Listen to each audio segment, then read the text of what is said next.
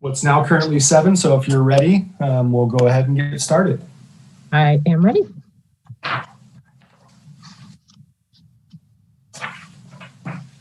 Good evening, ladies and gentlemen. The Town of Los Gatos Planning Commission meeting of Wednesday, November 11th, 2020 is now called to order. This meeting is being conducted utilizing teleconferencing and electronic means consistent with the State of California Executive Order N-29-20, dated March 17th of this year, regarding the COVID-19 pandemic. The live streaming of the meeting may be viewed on Comcast or Xfinity Channel 15 and or online as noted in the agenda. And in accordance with the executive order, the public may only view the meeting on television and or online, not in the council chambers. We're conducting tonight's meeting in a virtual setting using Zoom. All planning commissioners and staff are participating from remote locations, and all voting will be conducted by roll call vote. Mr. Paulson, would you please call the roll? Yes, thank you, Chair. Let the record reflect that all planning commissioners are here. And for the record, we had 2 former planning commissioners who are now council member elects. And so pursuant to the Brown Act, they won't be participating in any future planning commission or other committee or commission meetings. Thank you very much for that. And so normally the next item on the agenda is the Pledge of Allegiance. However, please note that while we normally say the Pledge of Allegiance at this point in the agenda, that practice has been temporarily suspended due to the Zoom format of our meetings. And then I was going to just say we also have an opportunity to do special remarks before we go into public participation. And so I did want to say in my public remarks to thank former commissioners, Mary Badami and Matthew Hudis, and congratulate them on their election to our town council. And we look forward to working with them in the future. And we will certainly miss their valuable input on the Planning Commission in our future meetings. And so, but you know, great congratulations to them. So with that being said, public participation. As the Planning Commission conducts this meeting this evening on behalf of the Town Council and residents of Los Gatos, we encourage active participation, which is essential for democracy and essential to the work of this commission. That participation can occur either through written or verbal communications. Prior to a meeting, written comments about agenda items submitted to staff are always welcome and helpful. We do have written comments from the public on both items 2 and 3 this evening, and thank you to the commenters. During our meeting, there are 2 opportunities for the members of the public to participate. During verbal communications, an individual may speak on any topic not on the agenda. And during the hearing on a specific agenda, any member of the public may speak about that item that is on the agenda. If you wish to address the commission tonight during verbal communication or during the consideration of an agenda item, please join the Zoom webinar via the link and password provided on page 2 of the staff report. When I announce the item for which you used to speak, click the raise hand feature in Zoom. And if you are participating by phone only, you can press *9 on your telephone keypad. And when called to speak, we ask you to either state your name and address for the record, or you may also choose to speak anonymously. And in fairness to all who wish to speak at this meeting, we request that you limit your comments to 3 minutes. So we've now come to verbal communications, and that's the section of the agenda where members of the public can speak on any item that is not on the agenda. Director Paulson, do we have anyone that wants to speak in verbal communications? We do. We have Council Member-elect Hudis who would like to speak. Thank you, and go ahead, Council Member-elect Hudis. Thank you all very much. I just wanted to say goodbye to the Planning Commission as formally as a Planning Commissioner, and to thank each and every one of you for being fantastic colleagues and for doing a tremendous service for the town. And I would also like to thank every member of the public that I've interacted with and the opportunity that I've had as well. And as a council member, I will continue to be available. So thank you all for the opportunity, and I look forward to working closely with all of you in the future. Thank you so much, Commissioner Hudis, our former Commissioner Hudis and Council Member-elect. Is there anyone else that would like to speak in verbal communications on any matter that is not on the agenda? I do not see any additional hands for items that are not on the agenda, Chair Hansen. And nor do I. Okay, so then we will move on to the next item on the agenda, which is our consent calendar. We have one consent item to be acted upon with a single motion, and that is the approval of our minutes from our last meeting on October 28th. Any member of the commission or public may choose to pull an item from the consent calendar for additional discussion later in the meeting. Does any member of the commission or the public wish to pull an item from the consent calendar? I'm not seeing anyone with their hands raised. All right, seeing none, then may I get a motion for approval of the consent calendar, which is the minutes from our last meeting? Commissioner Barnett. Yes, I'll move to approve the minutes of the last meeting. Thank you very much. And do I have a second? Commissioner Tavana. I'll second that. All right, thank you very much.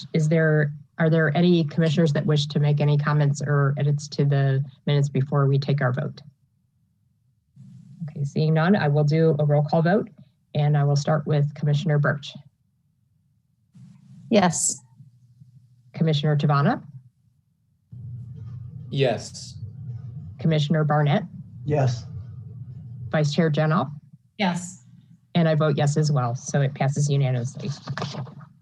And so then we will now move into the public hearings portion of the agenda and move on to item 2, which is considering the appeal of a development review committee decision involving a request for demolition of an existing single-family residence and construction of a new single-family residence with reduced setbacks on a non-conforming property. This is zoned R18 and it's APN 532-29-073. Architecture and site application S-19-023. The property owner is BAB Investment Group, LLC. And the applicant, I apologize if I do not pronounce your name correctly, Babak Homayuni. And the appellants are Kelly Loma and Rick Rudder. The project planner is Jennifer Armour. And before we go on to any testimony, may I first see a show of hands from commissioners who have visited the site? Okay, it looks like everyone has. Are there any disclosures by any commissioners? Okay, it doesn't look like we have any. So I understand Ms. Armour will be giving the staff report. Yes, good evening. The project before you this evening is an appeal of a development review committee decision approving a new house at 15 Loma Alta Avenue. The subject property is located on the northeast side of Loma Alta on the corner with Panaghetti Place. The property is currently developed with a one-story house and detached garage, which takes access off of Panaghetti Place. The applicant proposes construction of a new two-story residence with a detached garage, which will continue to take access off of Panaghetti Place. On September 8th, the DRC considered the application and continued the matter to allow the applicant time to work with the neighbors to address concerns brought up prior to the meeting and during the meeting. On September 22nd, the DRC considered the application again, noted that the applicant had made several modifications to the project to address neighbor concerns, including removal of the roof garden, replacement of flat roofs with sloped roofs, and plantings to screen the second floor balcony. The DRC made the required findings and approved this application. On October 1st, the DRC's approval was appealed to the Planning Commission by the neighbors at 45 Whitney and 23 Loma Alta Avenue, citing concerns with the compliance of the project with the residential design guidelines. Based on the analysis in the staff report and findings in attachment 2, staff recommends denial of the appeal, upholding the decision of DRC and subject to conditions included in attachment 3. This concludes staff's presentation, but I'd be happy to answer any questions. Thank you very much, Ms. Armour. And do any commissioners have questions for staff? Okay, I'm not seeing anyone with their hand up. Okay, so then we will now open the public hearing and give the appellant and then the applicant each an opportunity to address the commission for up to 5 minutes. So is there someone that would like to speak as the appellant? So I'm going to allow Ms. Loma to speak. And you have you and Mr. Rudder, if he's either on the same call or on a different line, then you'll have 5 minutes combined.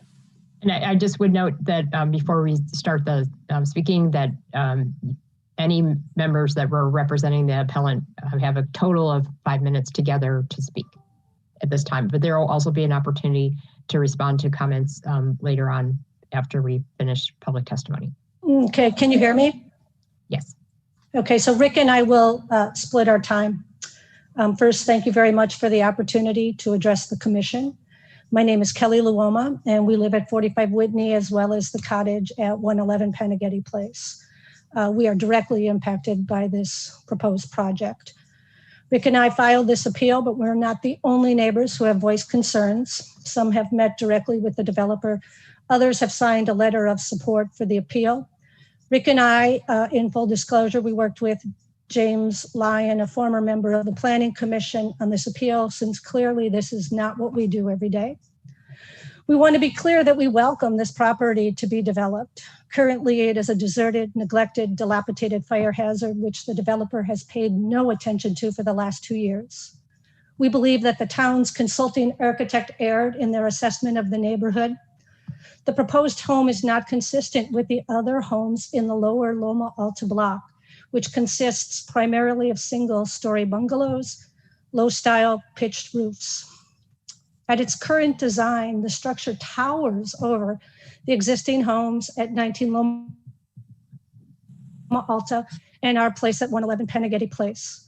Although the DRC has said it is within its FAR limits, it will be significantly more mass, more bulk, more scale than the neighboring homes, even after the developer made adjustments. At the proposed FAR limit of 34, it is larger than 19 Loma Alta at 29, 23 Loma Alta at 26, 100 Los Gatos Boulevard at 20. I also believe at 34, it will be one of the highest in the area. If the town was not using 54 Los Gatos Boulevard as a comp, it would be among the highest. And I remind you that 54 Los Gatos Boulevard is the historic Johnson House dating back to the 1900s. I've shared pictures with the DRC about concerns of privacy, as this project towers over our house and yard at Panaghetti Place, which is one fluid property to 45 Whitney. The current design will forever change our privacy and value of our home. We've shared concerns with this developer about the current design. It just doesn't fit here. It will always stick out as the home that just doesn't quite belong. And undoubtedly, it will be used by others to justify new housing projects. Indeed, this developer used plans for the proposed project on Alpine, as well as the house on Alta Heights, to justify this design. In the end, we are the folks who live here, the people who will be impacted. We're the families that will walk by this home every day. In contrast, there is a developer building a spec house with little concern to the neighborhood or town. They will build and move on. Thank you. Thank you for your comments. Is there more time if the other appellant wanted to speak? Yes, so Mr. Rudder will have about 2 minutes. Okay. Okay, can you hear me? Yes, we can hear you. All right, thank you. Yeah, my name is Rick Rudder. I live 2 houses down at 23 Loma Alta. My wife and 3 kids, we've lived in the neighborhood for over 10 years, right? We fell in love with this home, which is a Sears kit home, which I believe was built in like 1918. And I think it just turned about 100 years old, right? The lower section of Loma Alta is a really special place. It's got a lot of history. It also includes a number of historic properties. In going through this whole process, I've learned so much about our town and have a newfound appreciation for the past, right? To Kelly's point, we absolutely want this property to be developed, but that development should blend into the surrounding homes and not stick out like a sore thumb, right? In reviewing the process the developer has taken, to all the points, he's continued to make minor adjustments to the plans throughout the process, but he's consistently failed to address a lot of the consulting architect's suggestions about the neighborhood, and those have been overlooked. As outlined in the appeal, like this home will tower over the neighboring homes and simply not be consistent with the feel of Loma Alta. or lower Loma Alta. Right. And as Kelly mentioned, this isn't just the sentiment of us. This is of all of our surrounding neighbors, or not all, but if you look at the petition that we had signed, it is really in about a 2 or 3 block radius, right? This is not something the neighborhood would want, right? And so, when you look at, and also just one of the things, there's been multiple homes, and very nice ones at that have recently been built, and they've all been consistent with the surrounding styles. I really don't understand why we as a town would allow a developer to build a home that just doesn't adhere to the town's guidelines and then flip the property, leaving the residents with something that will always be seen as a mistake. And so, yeah, those are my comments. All right, thank you so much for your comments. Do any commissioners have any questions for the appellant?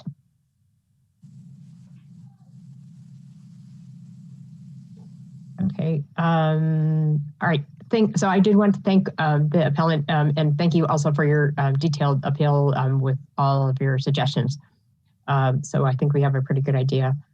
And so then we will now give the applicant an opportunity to speak for up to 5 minutes.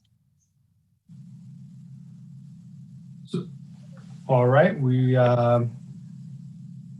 will now allow the applicant to speak. You can unmute yourself. Yes. Hello, everybody. My name is Babak Homayuni. I'm the owner of the 15 Loma Alta and also the designer and CEO of the Utopia Design and Construction. So since the appeal contents is about the design and the style, I would like to emphasize that my sister and I, who are business partner as well, my sister who is Bar Maserati is in the meeting right now. We both are holding a Master of Architecture degree, and our main goal for this project is to present a well-designed structure rather than achieving any other financial elements. Basically, we need a perfect design resume in town of Los Gatos, which is very important for us. But however, unfortunately, the appeal is upon the design itself, which is very important for us as well. We have been working closely during these almost past 2 years with Town of Los Gatos in this matter to achieve the guidelines, plus having, as I said, a perfect resume in Los Gatos, Town of Los Gatos. However, we are in this phase now, unfortunately. But whatever the appellants just accused us to not compromising the design, which is false, because we have addressed all their concern based on Town of Los Gatos and planning department report on page 18. The design is below minimum allowed floor area, and also we are not the biggest house in our immediate neighborhood. So basically, that is a false statement that we are the biggest and tallest. No, we are below the allowed height, and we are not the tallest building among our immediate neighbors. So the design elements, which is we got inspired by Victorian style as well. Our reference is simply a book recommended by Town, a field guide to American house. And I don't know if I'm able to refer to any page right now. I would like you to look at page 69 at our study book, which we perfectly using Victorian elements in our design. We pay good attention to this potential of the lot that is a corner lot. So if again we can see any other, I guess to refer some questions, I guess I can refer to those pages later if you can present it on the screen, I guess, or I have just to simply name the numbers. So if you refer to those pages, our study starts from page 39. So if you have it in the page 39 in the agenda pocket. So if you look at those pages that I just mentioned, we perfectly use the style, and it is very constant everywhere, 30, 60 degree around the house. So I would like to address any other concern and any other questions that the committee would have. That's it. Thank you very much. Okay, thank you very much for your comments. And do any commissioners have questions for the applicant? Commissioner Barnett. 1 second.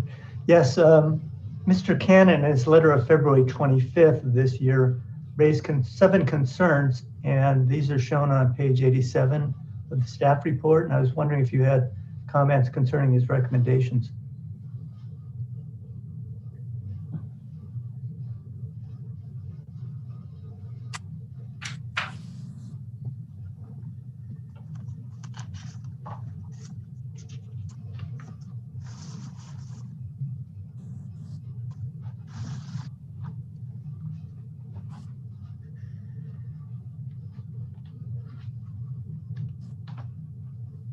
Mr. Homayuni, were you planning to respond to the Commissioner Barnett's question? Okay. Yeah, I didn't get the question. Sorry, I was kind of confused if Okay. talking to me. Sorry, can you repeat it? So this is the time, just so you know, this is the time where after you speak, we always give the commissioners an opportunity to ask you questions about your comments or things that you that were in the staff report about your application. Sure. May I address that question? This is Bahar Mazarati, part of the design team. I think that's fine as long as you're part of the applicant's team. So. Yes, I am. So on the page 87, all the comments that the requested items by Canon Group, they all had been addressed. Unfortunately, our response letters are not in the package. We addressed one by one, and if you get back to our final design, you will see that, for example, when they say resolve garage door recess issue, it has been resolved. The garage door is recessed. Then again, it says I provide more substantial belly band. That has been addressed. Add wall caps, add windows, they all has been addressed in the final design. Every single items has been designed. And by the way, the one that you are referring to, if you go back to the final design, some of them are not the same. The elevations are not the same because during the process, we had to change it. For example, on the top right, when it says extend eave and gable overhangs, we don't have such a windows and roof garden on the second floor anymore. Or the roof, the ceiling of the left side is not as high, and we have a slope over there. The garage is gable right now. So what you are referring to is not the final design has addressed all of them and even furthermore. Could I have one more follow-up question? Of course. Of course. Go ahead. Mr. Cannon made a recommendation in his letter of May 24th of last year that composition roof be used instead of a metal roof. Has that change been made? Absolutely, yes. We have to be significantly change the amount of roof. The roof, the metal roof in the initial design was wrapped in some areas over the walls as a facade, extended over the facade. And we have eliminated that, and all of the wall facades are stucco right now, which they are. Yes. Thank you for your responses. Oh. Vice Chair Janoff. Thank you. A question for the designers. Did I hear you correctly just now saying that we do not have the final design in front of us? No, I said the one that on the page 87, that's not the final design. You do have the final design starting from page 175. That's the final design. Okay, just a follow-up question. You mentioned that the garage roof, in the design that we have, it shows it as a hipped roof, and you said it was a gabled roof. Have you changed the design of the garage? No, hipped roof. You are correct. But I said what I meant is that it's not a flat roof anymore. Okay, thank you. Do other commissioners have questions for the applicant? Well, I do have a question for the applicant as well.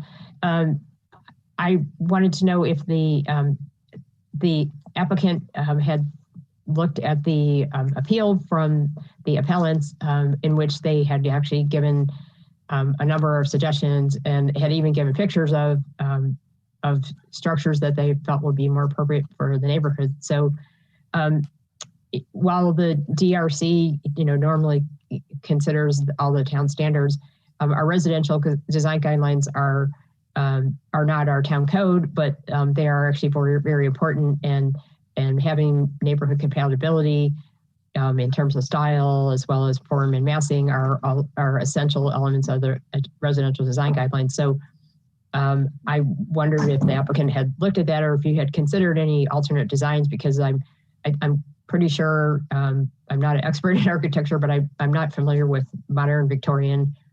And you also had suggestions from the applicant. So did you look at that, and had you considered any of that? Yes, actually we look at those suggested design, but they are very unprofessional suggestions. So we are not willing to take any suggestion from those type of suggestions. They are just like copy paste from somewhere. I don't know from where. We don't take those suggestions. We have been working with the town architect, and also our reference is the book that I just mentioned, A Field Guide to American Houses. And also I refer you to page 59 from the agenda bucket. If you kindly look at page 59, how we read our neighborhood, and you will see how really we read our neighborhoods, and we're really proud of the design. So if you go and see page by page, you will see those houses that you see, they are most of them are immediate neighborhood. So we are completely consistent with the neighborhoods. Okay, so just to follow up on that, and then Vice Chair Janet had her hand up. So I think all of the commissioners, I know I have read how you read the neighborhood, but and this is where some of these things that are pertaining to design are difficult, is that you can look at a house in the neighborhood and say that what you've done fits in the neighborhood, but someone else can look at the same house and say, I don't think that fits in the neighborhood. And so while I appreciate all the work that you did in there, that seems to be where the people in your neighborhood have a different view looking at that and they had the benefit of being able to read that as well, and they still don't think that it meets those designs. So I think that's kind of where we are. It's subject to interpretation. So I will hand it over to Vice Chair Janoff. Thank you. Yeah, just in terms of reading the neighborhood, the primary guideline that we have from the residential design guideline is the 225, which means 2 houses on either side of the proposed property and the 5 houses across from. When we look at the neighborhood, according to the residential design guidelines, don't see a Victorian in the mix. There is a landmark home at the corner, but the design of that Victorian is quite different. It tends toward a completely different style of Victorian than what you've proposed. My question for you is, why have you chosen a Victorian design if the immediate 225 neighborhood doesn't include Victorian? That's my first question. The second question is, what precisely about this design do you want to tell us features Victorian house elements. So I responded shortly, and then I let my sister to continue with the comments on this. So basically, in the guideline, it doesn't say we have the design should be consistent with the immediate neighborhoods. No, it is, the reading the neighborhoods is a larger radiance to get read and about. It's not so if we want to compare for the immediate neighborhoods, so right front of our house, our lot is a very modern metal roof, one-story house. So we didn't go through that direction because we didn't want to have a modern house over there. Modern. We got, our house from different angle. You can say this is the modern, but still it is Victorian inspired. So Bahar, I would like you to continue about the other elements of, if you don't mind. Can Bahar, my sister, continue for the other question? Yes, of course. Yeah. Do you have? Okay. So what we consider when we start the design of the house is that definitely not only in Los Gatos, in any place that we design and we build, we consider the neighborhood and we do our best to fit in that neighborhood for sure. We don't want, as our neighbors mentioned here, we don't want it to be something that is sore for eyes for years. No, that's not our intention. And in fact, we don't see it as what they mentioned. So basically, when we get inspired, we don't copy. If we copy paste from different houses, that the result proportion-wise would not be appeal to eyes. It won't be beautiful. So that's why in the study pages that we have, we show the elements that we got inspired by and we used. So if we wanted to have like a house, if you check at page 59, we have a 54 Whitney Avenue. That's a total, like, it's just a piece of art. And we got inspired by that. We didn't copy that elements to go all the detail, use all the detail over there. And if we do that, honestly, if someone passed by, like say Loma Alta, how can people distinguish a house that is a really like a piece of art from a house that is a new house? Like if a house is historical and we build something exactly like that, what would be the difference? Right now, we can do that, but it would take away the beauty of the historical houses over there. Okay, thank you. Okay, thank you for your response. And do any other commissioners have questions for the applicant before we move to public comments? Okay, I'm not seeing anyone with their hand up. Let me just double check. Oops. I do not see anyone with their hands up, so we will go ahead and move on to the public comments portion of the hearing. And do we have any members of the public who would like to speak on this item? We do, Chair. Hold on one second. I see a Will Luoma, but I'm not sure if that would qualify as the appellant, being in the same household, but not being labeled on the appeal form. So I would look to the town attorney to see whether or not they would speak as part of the appellant. And again, this is Mr. Luoma, and Kelly Luoma was one of the appellants. So I'm not sure if they get an additional 3 minutes for him to speak as well, because he was not specifically listed on the appeal form. If he's not listed on the appeal form, he gets his 3 minutes time. Perfect, thank you. So I will allow Mr. Luoma to speak, and you have 3 minutes. Okay, thank you. I appreciate it. This conversation is really revolved around architectural details. But the one concern that we have is based on the civil structural aspect as well. The property as it sits compromises significantly less than the proposed development. The footprint of the new structures is going to take up a significant portion of the property, and apparently there hasn't been any type of review related to the civil and structural aspects of the project. It's all been about architecture. The pump systems, the grading, the drainage diverts all stormwater from the property and primarily diverts it towards the north end of the property, which abuts the property that Kelly and I own. There's a lot of concern related to recent flooding we've had, or actually consistent flooding we've had since we've lived here, when the water runs down Loma Alta from the hills and ends up at the bottom where we are. The adjoining properties all have pumps, and the new proposed property has pumps as well, which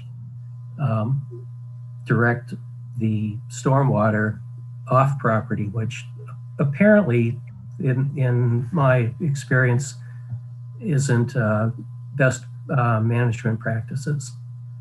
So I'd like that to be considered as well in the review process. That's all I have. All right, thank you for your comments. And just to be clear for the speaker, the commission is not allowed to directly answer your questions, but we can ask questions of you that, or make comments later in deliberations that might pertain to your question.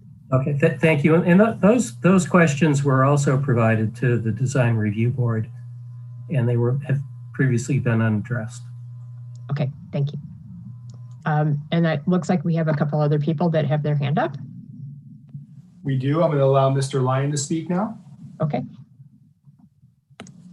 Fantastic. Thank you. Can you hear me? We can hear you.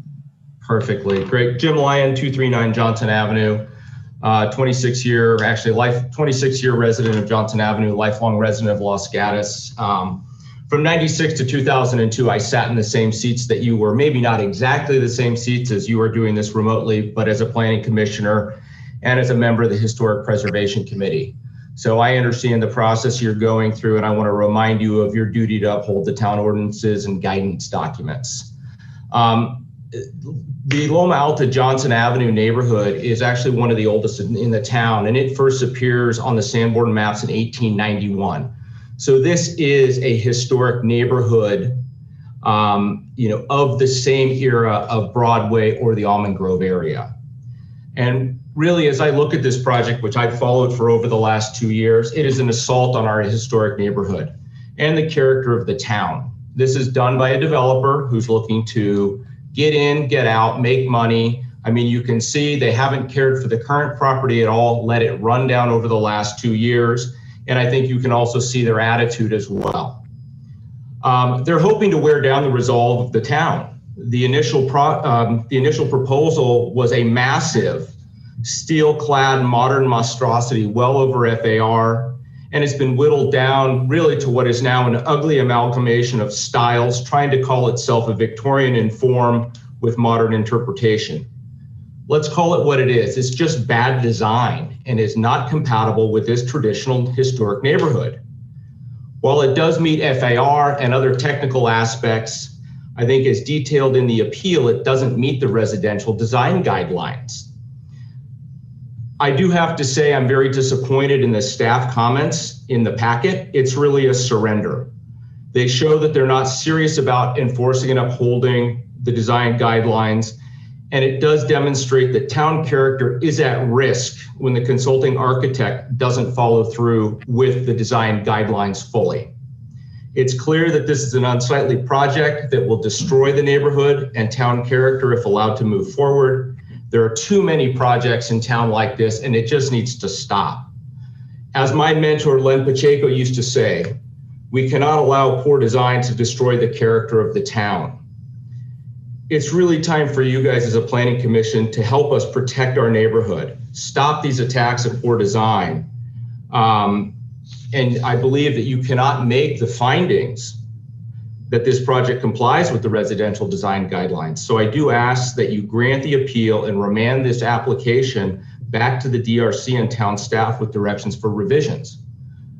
We did provide guidance, or the appellant provided guidance on revisions, looking at different styles that are much more compatible with the neighborhood. Something that is in the taking inspiration from the current existing home that's on the property, or something in the more craftsman motif. While the architect says, oh, that's not professional. Well, I'm not a professional architect. Kelly and Rick are not professional architects. We're trying to provide some guidance as we read and as they read the neighborhood. So we appreciate your support and thank you very much for the opportunity to speak. Do any commissioners have questions for Mr. Lyon? Commissioner Barnett. Mr. Lyon, the examples you gave of alternative architectural styles sound like they're one story. I was wondering if you're categorically opposed to a two-story home. No. If you look at the appeal with the recommendations of style, those are actually both two-story homes. Taking design cues from the one is in a more Spanish motif of the existing home. The other takes design cues from kind of classic green and green architecture as well. Low pitched roof, craftsman styling, the ability to do, stucco first floor, wood trim second floor to create some variation in the design and reduce the mass and scale of the home. Okay, I appreciate that clarification. And I wanted to follow up on Commissioner Barnett's question. It was mentioned briefly in the appeal, of which there was I believe 13 pages, but the appeal in my mind mostly focused on architecture. Did you have concerns about the building massing? I think massing and architecture go together. With the home as it stands today, there's a lot of empty volume in the design. And, that's driven by a steep pitched roof. That's driven by, two-story vaulted ceilings in the back that really create a lot of volume and mass in the home. I think architecture and massing go together. And so, you can't separate one from the other and you try to do them in harmony. I think the other aspect is that, the guidelines really look for 360-degree architecture, and we don't have that. There's no consistency in this design. It's really, as I said, an amalgamation of styles, where we've got big plate glass in the back and, town's comments are, oh, they've addressed the privacy concerns. Well, that doesn't address the residential design guidelines. We are so far out from the residential design guidelines on this home. And again, I think as you highlighted in terms of reading your neighborhood, in some of my earlier comments to the town, they've taken elements of the home and they've snapshotted them off of existing homes to say, hey, it meets the read your neighborhood. It's not even close. So I think architecture and massing and volume and form all go together. Thank you. That makes sense, and I appreciate your response. Are there other questions for the speaker from the commission before we move on to other comments? I'm not seeing anyone with their hand up. So Director Pelson, it looks like we have some others. We do. Next up will be Constance. Yes, can you hear me? Yes, we can hear you. Okay, good evening. My name is Constance Christodoulis. I live at 100 Los Gatos Boulevard, and I've been in my home for 26 years. As some of my neighbors, I really do like old homes, and I like the fact that our neighborhood has a very old feel to it. I have met with the applicant and the design team, and I really do appreciate the fact that they have tried to address some of the concerns that have been raised in the neighborhood. But with the current design, to me, it just doesn't seem like the house fits in. I know that the term is modern Victorian. And I think it's really in the eye of the beholder, but to me, it doesn't seem it seems out of place in our neighborhood. My home was built between 1920 and 1926. I believe 15 Loma Alta was built in 1924, and then the other homes are of that era. And I have no objection with a 2-story home. I realize that anybody who buys a lot in Los Gatos does want to put a decent sized home on it, which does require that you go to a 2-story. But it's just, I'm just not happy with the design as it currently stands. Okay, thank you for your comments. Do any commissioners have questions for the speaker? I'm not seeing anyone with their hand up. So thank you again for your comments. And do we have one more hand up? We do have one more hand up. Sam, you go ahead and unmute yourself. Hi, this is actually Mrs. Wong, his wife. We're both on the call. So we have resident is 112 Los Gatos Boulevard and 115 Panaghetti. So we have the ADU, is that correct? Above the garage, and then we have the house. So we purchased our home 2 years ago, and the reason why we did that was because it fit Los Gatos neighborhood. We loved the look of it, and the home is brand new. It's literally less than 3 years old. The previous owner who took the house and rebuilt it complied with everything within Los Gatos. The house looks almost identical to what it was prior to him taking it down and redoing it. And again, I can't even say the word taking down because from my understanding, he didn't even do that. He achieved square footage by going below.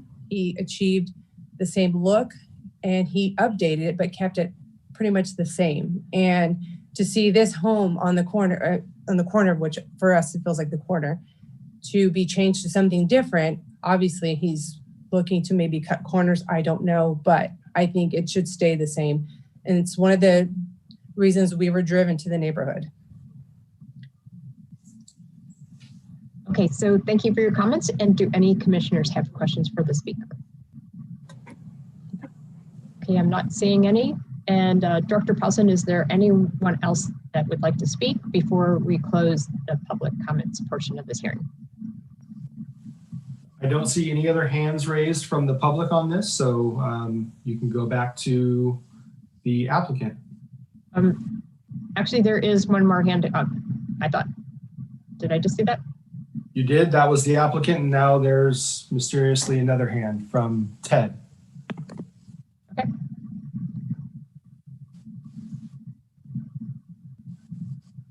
Ted, you can unmute yourself, and you have up to 3 minutes to speak. My name is Ted Howard, and I live at 116 Los Gatos Boulevard. We're having trouble hearing you.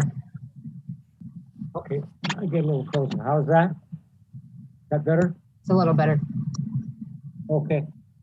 My name is Ted Hallinan. I live at 116 Los Gatos Boulevard. It is a 1891 Queen Anne Victorian. And the present design will allow the people living there to look into my house. And I think that would diminish the quality of my house and my living there. I've been a resident now for almost 40 years, and this neighborhood is nice the way it is. That's one of the reasons why we came here. I just don't like the design. Thank you very much. Thank you so much for your comments. And do any commissioners have questions for Mr. Hallinan? Okay, I'm not seeing any. All right, and then I'm going to say this is the last call for public comments because when I close the public comments for the hearing, there will not be another opportunity for members of the public to speak, although there will be an opportunity for the applicant and the appellant to speak. So is there anyone else that hasn't spoken that wants to speak in public comments? There is not. Mr. Lyon has his hand up again, but his 3 minutes has expired, so he will not be able to provide further. Okay. All right, so then that being said, I'm going to close the public comments portion of this hearing. And then we will now give it's going to be in a different order, the applicant and then the appellant up to 3 minutes each to add further comments about the application. So first we will give the applicant a chance to speak for 3 minutes.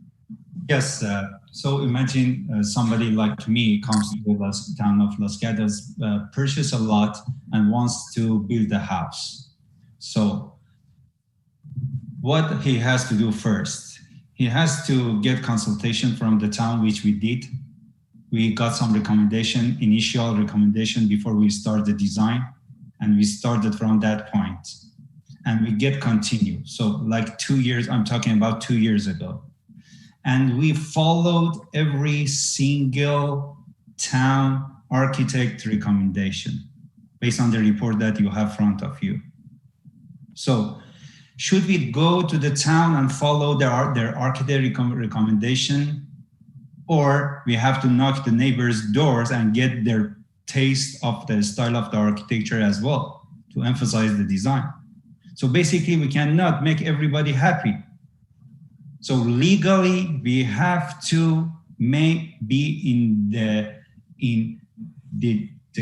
guideline, town guideline, and we have to follow the architect. That's why actually we have been advised at the very beginning from town of Los Gatos to start from their guideline, and we are in their guideline already. We cannot happy everybody, every single neighbors. No, that way it doesn't work. We cannot get recommendation from the unprofessional people around us. We cannot do that. So you mentioned that they come out and they feel the house doesn't fit in the neighborhood. No, we don't work with the feeling. We work with metrics, with the guideline.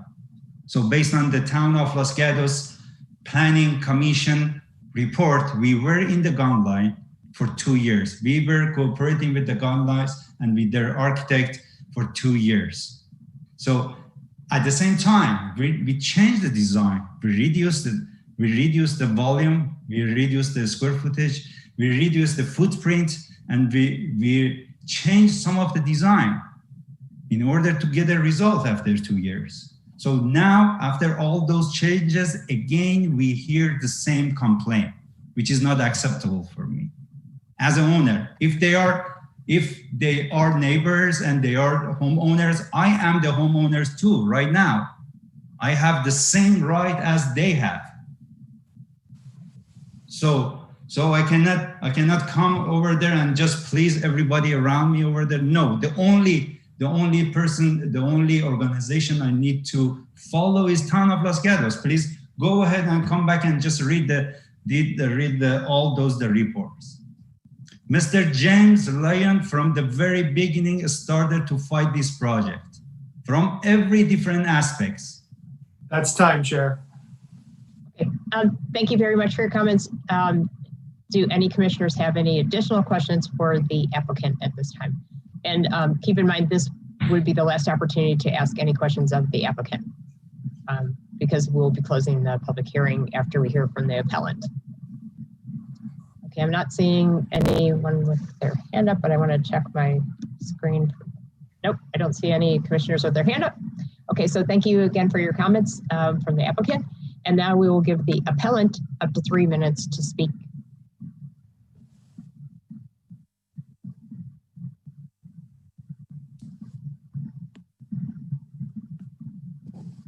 Hold on 1 second. So I'm going to allow Ms. Loma to speak. Okay, can you hear me? Maybe a little bit louder. Okay. First off, I certainly sympathize with anybody who buys a very expensive lot in Los Gatos and hopes to make profit off it. It's very difficult. I do want to say I am not a professional. I am just a neighbor, and I don't expect that I should have my thumb on this project in the way that the developer is suggesting. I'm just asking that we are consistent with the design review. And I think it's, different interpretations of what we are reading. When he says read the neighborhood, I would say read the neighborhood and look at the homes right within the radius. Listen to the neighbors. You heard from a number of us who are directly impacted by this project.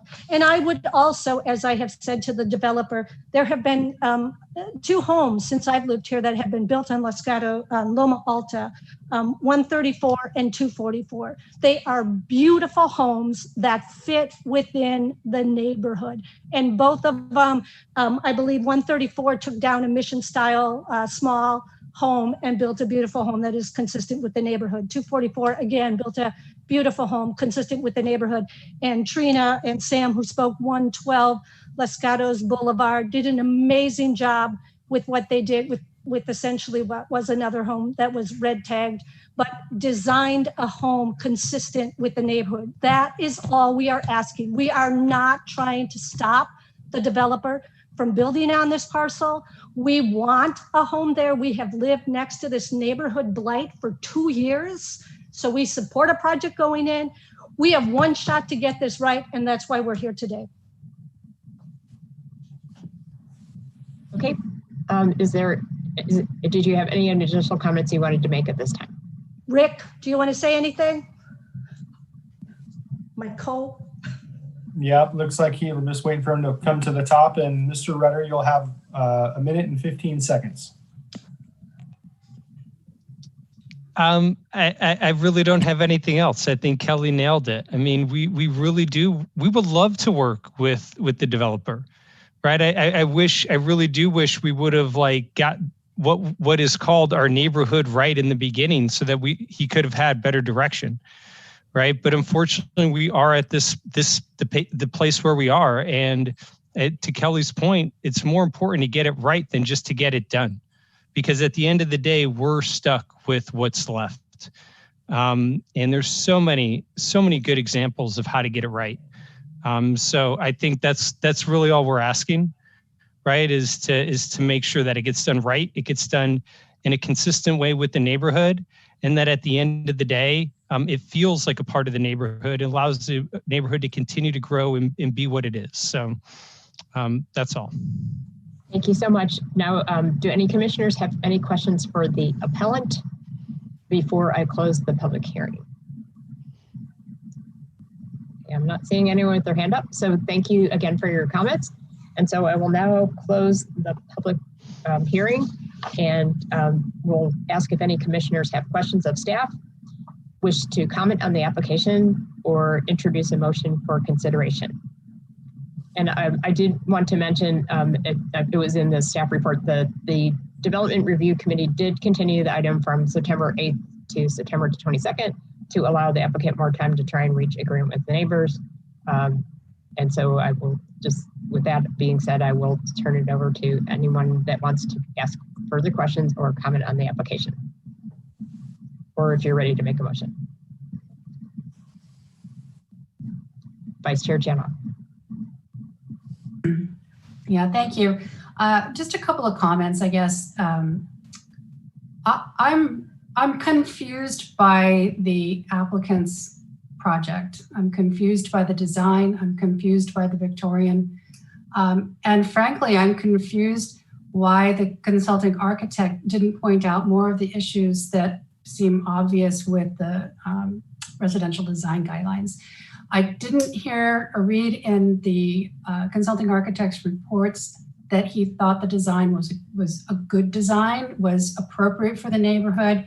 He may have talked about massing. He did point out that the examples that the applicant is calling on don't meet the expectation of within the proximity of the proposed site. So I'm just having a problem with it. I went so far as to take a piece of paper and put it over the top part of the house, because the only thing I can see that looks Victorian to me is a gable and a pair of windows in a major portion of the house on the front elevation. If you put a piece of paper over that top part and you look at the first story, you've got very inconsistent. You've got design that's very inconsistent with Victorian style. You've got a projected window. You've got a blocky colonnaded porch. You don't have the decorative features that the applicant says they included the porch brackets on the awnings over the windows, and the awnings over the windows are a little bit odd for Victorian. And then as you go around, it's the same thing. It's like, putting a gable that's a 12-12 pitch and saying that's a nod to Victorian, and then creating the height that needs to accommodate that. I just don't see it. And because the neighbors have such an issue, I think the issue seems well founded. I think this probably needs to go back for some rethinking. Okay, thank you for your comments, Vice Chair Jana. Do other commissioners have comments? Commissioner Birch.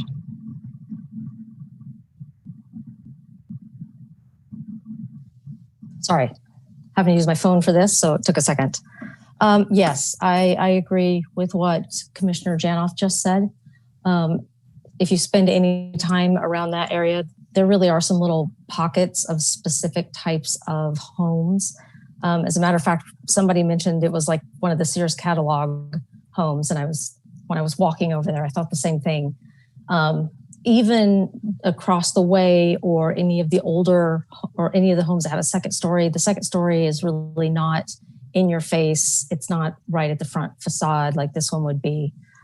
It just, if you look at the rhythm of the neighborhood, it stands out in a way.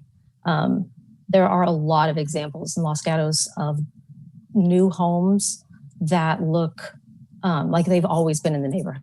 And I know one of the speakers brought up a couple of them that had been in my notes too. So yeah, I agree. I wish Mr. Cannon had perhaps followed through, because in both letters, he actually said something about compatibility with the neighborhood, but he didn't go farther.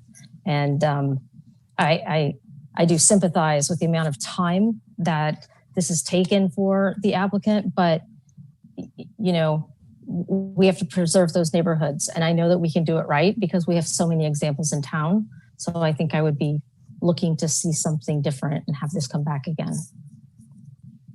Thank you, Commissioner Birch. Do other commissioners wish to comment on the application? Well, I'm going to comment as well. I agree with what Vice Chair Chanoff and Commissioner Birch said as well. And I commented on this earlier.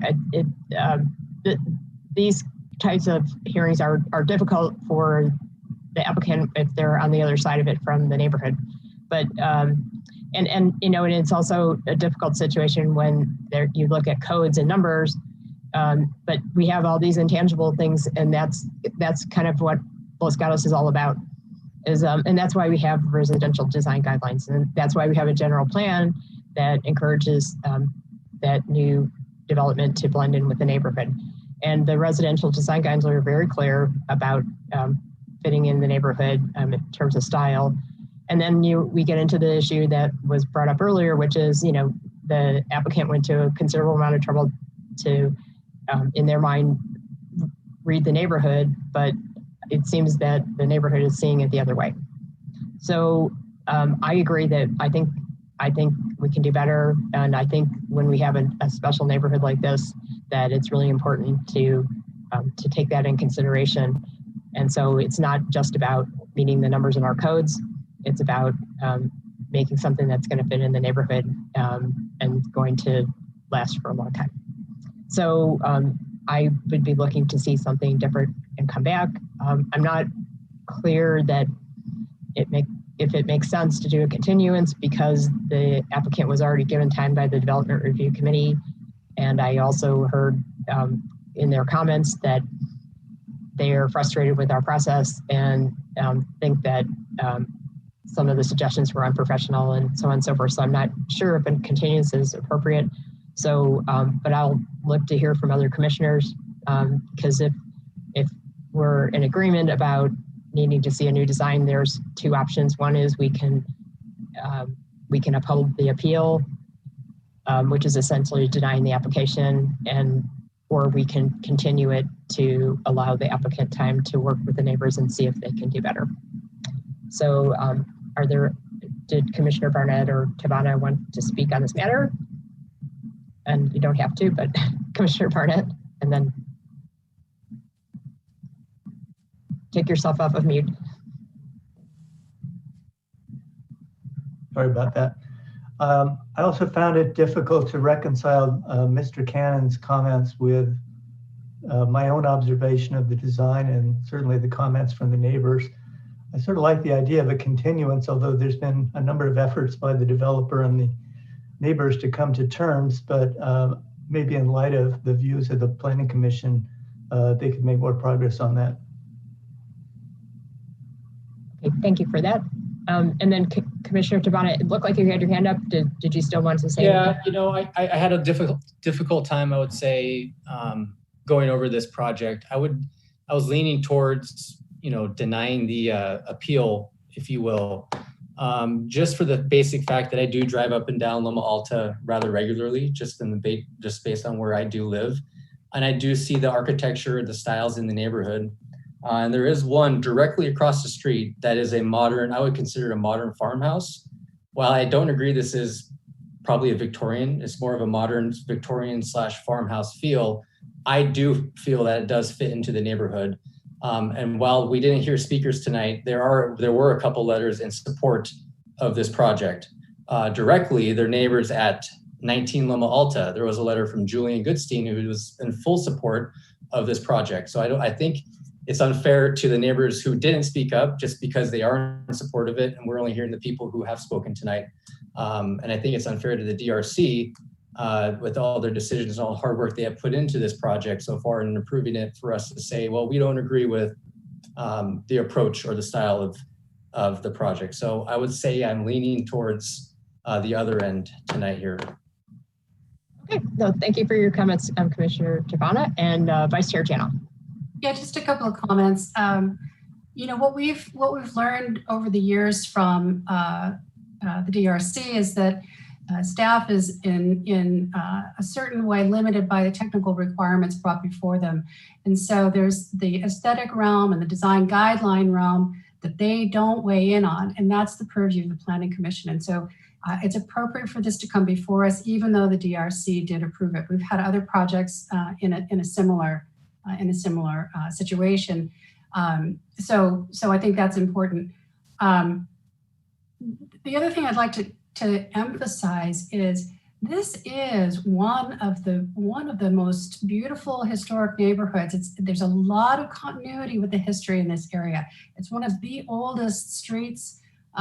It's really a very you know, there's a couple of historic neighborhoods that are on this side of town that haven't been recognized as formal overlays, but it's or districts, and it doesn't mean that character doesn't exist, and it's very deep in this neighborhood. You can see it up and down the streets, Johnson, Los Gatos Boulevard, Loma Alta, et cetera. So I think it's important that we try to incorporate at least a stronger sense of history in this design. I'm not against modern design. We've got beautiful examples of modern design, really showcase homes in other areas of town. They make sense there. I'm not certain that this modern take on Victorian or modern, I agree with Commissioner Devana. It really does read more like a farmhouse to me in its sort of simple lines. But you know, farmhouse is also not a style that you're seeing in this neighborhood. So, you know, you're really looking at Victorians, Spanish architecture, and some craftsmen, and that's kind of, you know, that's the framework I think a designer needs to be looking at. Remembering that we at the Planning Commission, we really feel strongly. We want to hear the neighbors' concerns. We want to try to reconcile the best we can or facilitate some solutions to compromise. It's important that, you know, that the fabric of our town isn't just the building of it, it's the interpersonal relationships. And so I think it's really important to get this a little closer. Whatever design might come back, you know, certainly we're not expecting the neighbors to design this for them. I saw what they provided as suggestions for how a two-story might look, not this is what it should look like. So clearly that wasn't their intent, but I think the neighbors are willing and looking forward to a beautiful home. There's just I think we're just too far apart. So I would prefer to see a continuance if the applicant would be willing to do that, because you know, they they've put a lot of time and energy into this lot and can probably come up with a reasonable design. Okay, so thank you very much for your extensive comments, Vice Chair Janoff. And so, and I would also just like to add one thing that I did not hear from any people opposed to the project that they were opposed to the development, and I didn't hear a lot of concerns about massing. There was a little bit, but you know, I heard a very, very, very strong conviction from everyone that spoke about the architecture, and you know, then there were a few issues, you know, sprinkled in. So I think that there's an opportunity to turn this around and get it right. I'm going to ask staff if the commission is leaning towards a continuance, which I think that might be the case. We need to have a motion to ask the applicant if they are willing to entertain a continuance? Well, you can definitely open it up for that specific question. You know, obviously, if they're going to be looking at a redesign and considering a redesign to try to address the planning commissioner's comments, you know, with the holidays in the next 2 months coming up, it's probably unrealistic that they would have a design turned around that can be reviewed by staff and then get to the December 9th meeting, which is less than a month away. So we're really looking at the earliest we could probably continue it to would be January 13th, which would still probably be a push. But ultimately, if they weren't ready by that January 13th meeting, then we could always continue it to a date certain at that point as well. Okay, so then I think I would like to reopen the public hearing and find out from the applicant if they're willing to consider a continuance or if they would prefer to get a decision, yes or no, from the commission.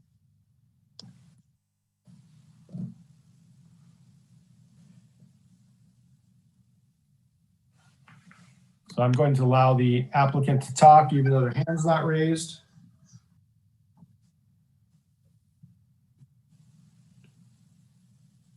Just hold on 1 second. Sorry. Yeah, so I didn't get what is the next committee meeting? What is the soonest possible, sir? We can continue to redesign the face. So basically, let me tell you this: if it's just about the design, the face design, we are willing to continue to get a new design. If it is about the height, the mass, the square footage, I have zero intent to continue in this project. Okay, I think you made your comments clear. I mean, as I think what the commissioners are saying in their comments, that we didn't hear a lot of complaints from the residents, although there's there's always going to be some residents that are opposed to having a 2-story next to a 1-story. And we see this many times, but I didn't hear that being the basis of most of the complaints or the terms or the items that were listed in the appellant's document. So it sounds like you're willing to consider a design of the, how it appears. So Vice Chair Janoff. Yeah, I think that I think we have a problem if we had a Spanish or other architectural style home presented at that height. It would be a lot more bulky because those designs tend to get a little beefier instead of the peaked roofs. And so if that's not an option, I guess I'm still in favor of a continuance to see whether we can come to a resolution. Okay, so it sounds like the applicant is willing, and so it sounds like I'm hearing something of a consensus, although we haven't taken a motion. But let's do this. Let's see if someone from the commission is willing to make a motion, and see where we go with it. Commissioner Barnett. As I heard the owner state his willingness and his unwillingness to change the building, I thought he was only referring to the facade, whereas there's been criticisms of the side planes of the building as well. And that's a point in favor of not continuing. So Commissioner Birch. I would go ahead and make a motion to continue it to the date of January 13th. I assume that's probably enough because all of our comments and suggestions concerning the neighborhood compatibility will be recorded. Okay, I think that's good. Is there a second for Commissioner Birch's motion? Vice Chair Janoff. I'll second that. Okay. And then do any commissioners want to make any comments before I take the roll call vote? Okay, I'm not seeing any. I see someone with their hands up from the attendees, but the public hearing is closed. So, okay. So let's go ahead with the roll call vote, and I will start with Commissioner Birch. Yes. And Commissioner Tabana. Yes. Commissioner Barnett. Yes. Vice Chair Janoff. Yes. And I vote yes as well. So it passes unanimously. And Director Paulson, are there any appeal rights for this motion? Thank you, Chair. There are not appeal rights as this is a continuance. So this has been continued to January 13th, 2021. There will not be renoticing. So please check back with the project planner, Ms. Jennifer Armour, if you have any questions in the meantime. And then, as I mentioned before, should the applicant not be ready to come back before the commission, then we can continue it at that time to another date certain. Okay, that sounds good. All right, thank you everyone for your comments and feedback. And we will now move on to item 3, which is a request for, Commissioner Birch. Oh, sorry. I know that you're starting item 3. I don't know if this is the right time to state that I will need to recuse myself from this item. It's as good a time as any. I mean, so yes, thank you very much. All right, so sorry. Commissioner Birch is recused. So we do have a quorum, right, with the 4 of us. Is that correct? And in the event that we have a split vote 2-2, what do we do? Because I hadn't encountered the situation yet as chair. I would look to the town attorney to confirm, but if it's a 2-2 vote, then it would be denial. Okay. That is correct. That is correct. Okay. I don't know what will happen, but I wanted to ask that question just so I knew. Commissioner Barnett. Yes, I have a disclosure to make that I have several accounts at the Schwab branch as it's in its existing location, but I believe that I can make an independent judgment on the application. Okay, is that okay with the town attorney? That's not a conflict of interest, is it? Or is it? It certainly could be. Unfortunately, it's being brought up at this late hour, so we'll move forward. Off the top of my head, I don't believe so, because you make your financial income off of the stocks, I'm assuming that you have with Schwab and not from Schwab itself. So your income is derived from the stocks that you earn as opposed to from Schwab. And so we'll move forward with it. Okay. So thank you for letting us know about that. And I would just make certain the Planning Commission understands to please bring these up at the soonest possible time when you perceive a conflict of interest. Okay, that sounds good. Okay, so Commissioner Birch is recused, and so we will go ahead with the hearing. And this item is request for a zoning consistency determination and approval of a conditional use permit U-20-009 for a bank, being Charles Schwab Community Banking Investment Services, on property zone C-2 LHP PD, located at 35 University Avenue, APN 529-02-044. The property owner is SRI Old Town LLC. The applicant is Amber DiMaggio, and our project planner is Sean Mullen. And before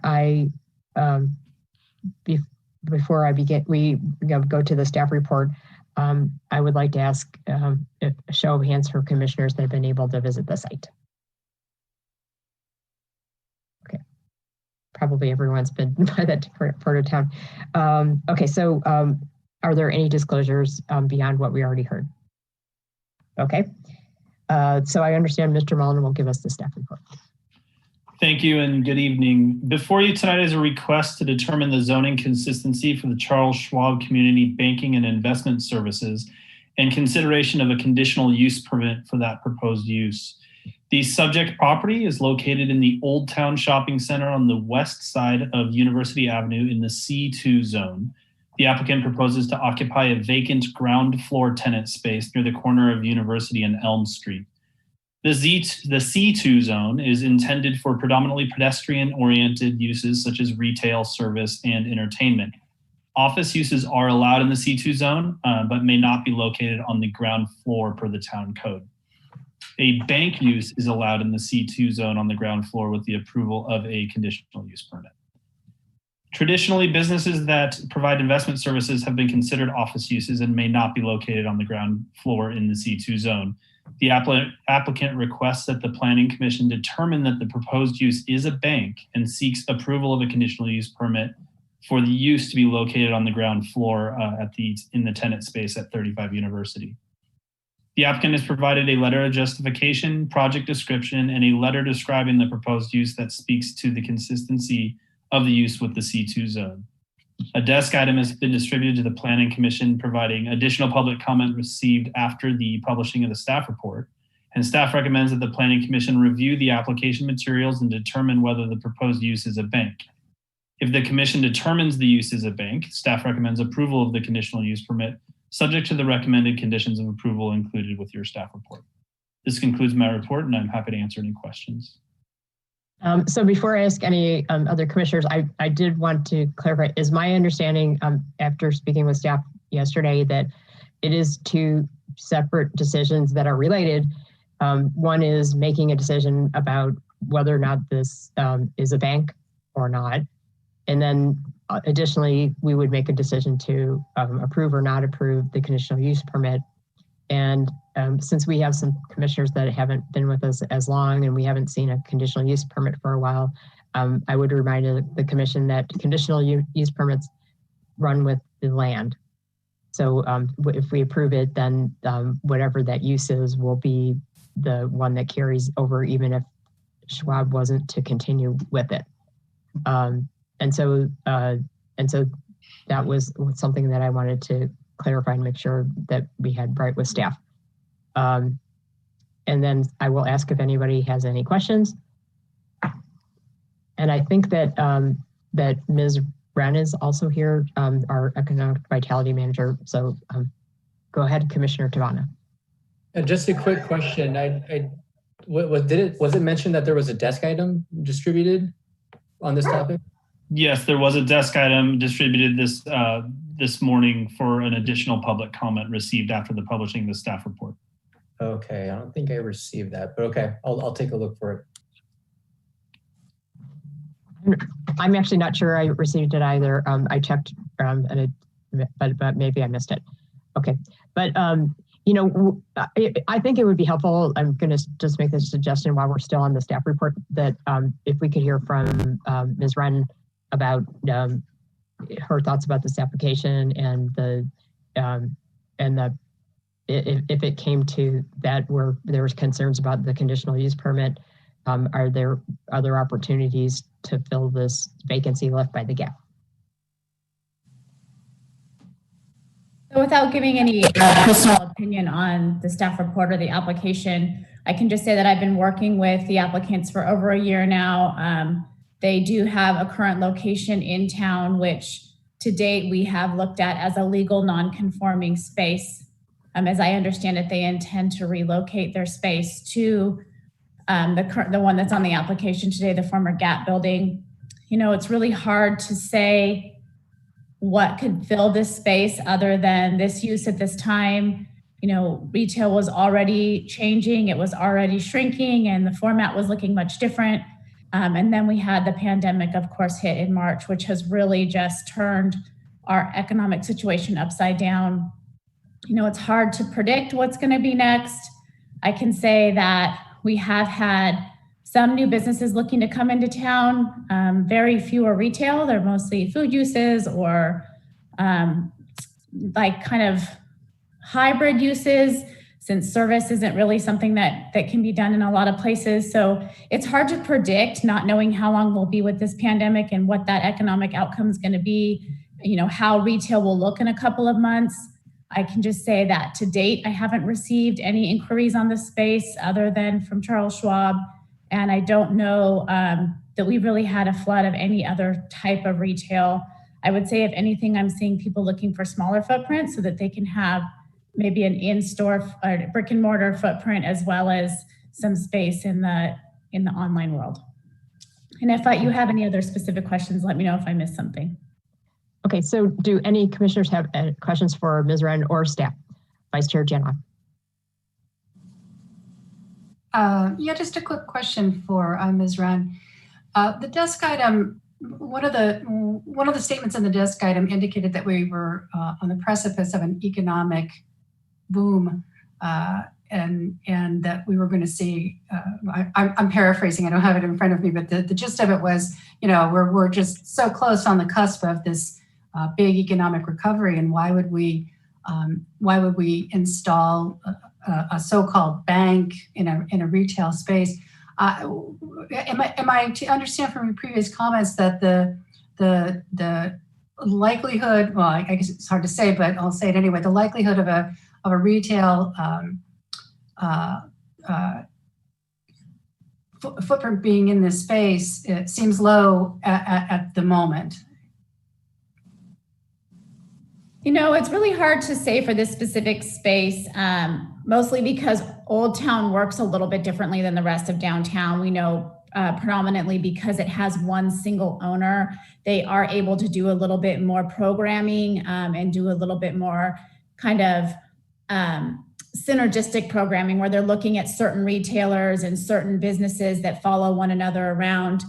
Whereas downtown, you may have an owner that owns one or two spaces next door to each other. So there's less of that opportunity to really program a larger space. So to me, Old Town is it's a center inside of our downtown. It's a little hub inside of downtown. So it even looks a little bit different than the rest of downtown, in my opinion. I really don't know. I did see the letter that came in. I think there are some really interesting business concepts that are going to come out of the pandemic. I think people have really been forced to look at things differently and get creative. I think we will see new business models. I think, I've been very impressed with how well Los Gatos has weathered this storm and how so many businesses have stayed relevant and have changed their business models.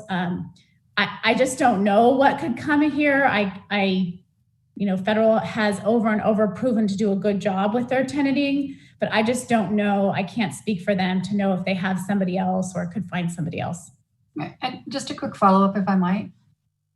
Go ahead, Vice Chair. If the university, if the Old Town is owned by one owner and it has so many stores and the opportunity to do, as you say, programming and try to recruit stores into the spaces that would kind of logically fit with the other retail, and that's not happened. I mean, Gap isn't gone yet, but presumably they would be looking for a retail fit if they could find one. Is that a fair statement? Well, I think there's a couple things that go on. Not all the time does a business leave right when they decide to leave or right when they stop paying rent. Sometimes a property owner will keep them around. I have heard this could be the case with Gap. I don't know that for a fact, but I've heard that they have been given the opportunity to stay in order to not have a vacant space sit on the corner there.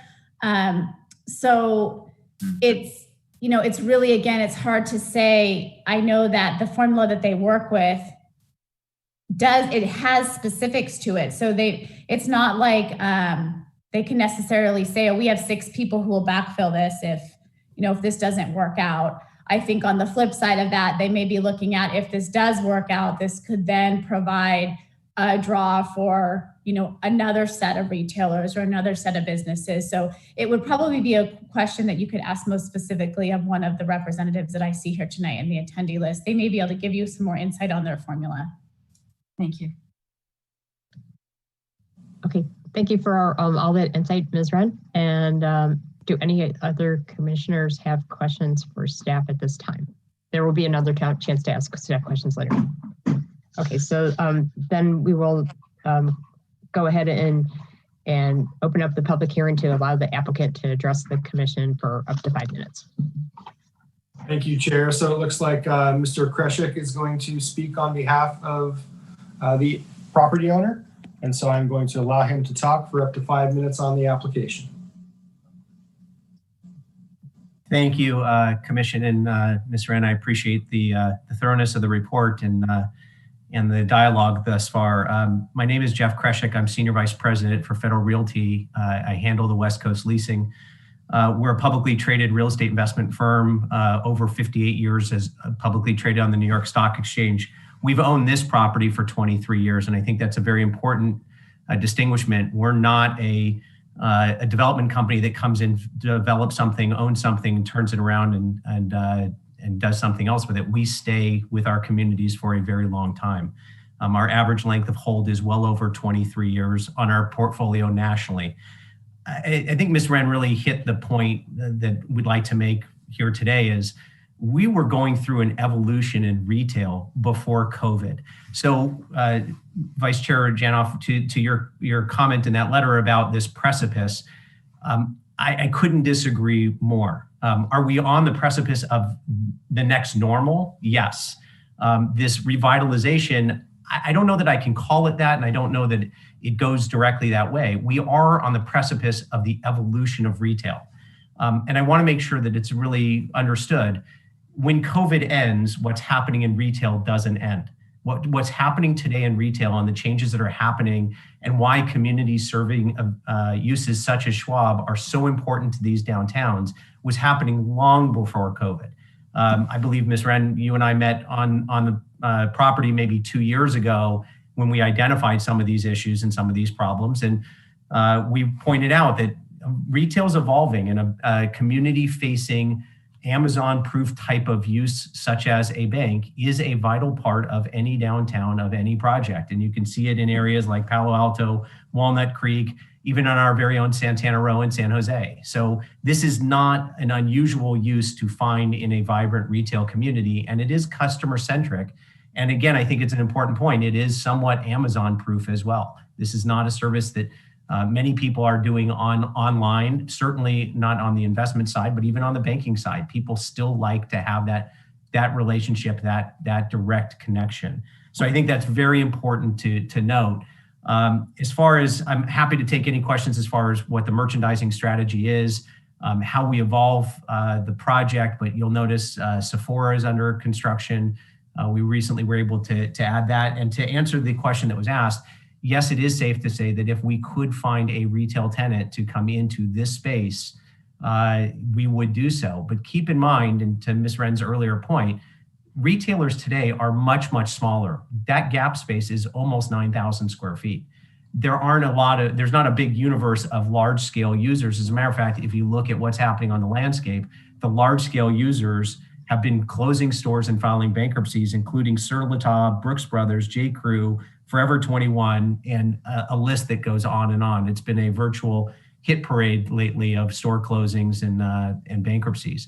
But the real focus here is Schwab's business has evolved over 20 years. What they were when they took the original space is not what they are today. And I do believe we have members of the Schwab team that would like to speak within the 3 minutes about how their business has evolved and how they are a community serving bank. How much time does the applicant have left? So we've got a little over 1.5 minutes, and I see a couple hands up, so I'm not sure which person would like to speak. I've got a Mr. Zach and then a Mr. O'Mara, it looks like. And so I am going to let Mr. Zach speak, see if he is speaking on behalf of Schwab.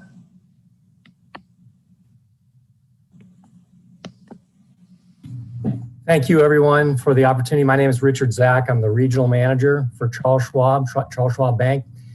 And I just want to take a couple minutes to describe a little bit about the evolution, and then my colleague, Pat O'Mara, can talk about our involvement in the community.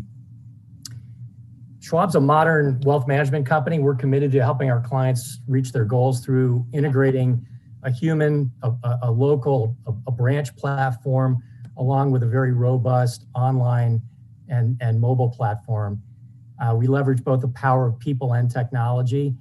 We find in the branch network, many clients like to meet with us live in person, particularly when they're developing their plan to manage finances, which is why we have the branch footprint in the first place. You know, we're not new to Los Gatos. We've been here for 20 years. In that time, our business has really evolved and has grown dramatically.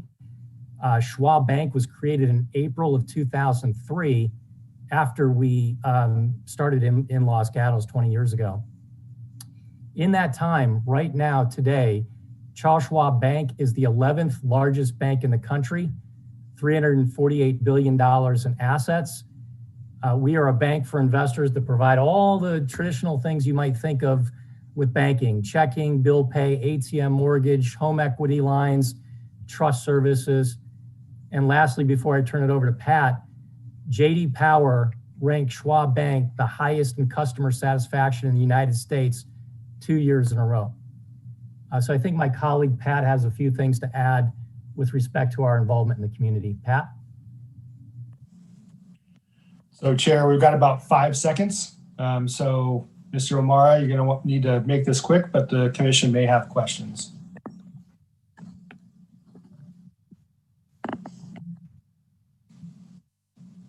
Mr. O'Mara, you can unmute yourself. Yeah, I don't know what I can add much in 5 seconds. I apologize. I had intended for these to be separate comments. Well, the applicant will have a chance to speak again after we take public comments in response to any public comments that we get. So why don't we go with that? And then let me ask if any commissioners have any questions for the applicant at this moment. Okay, I'm not seeing anyone with their hands raised. Okay, Commissioner Barnett. Is Schwab chartered as a bank in the state of California?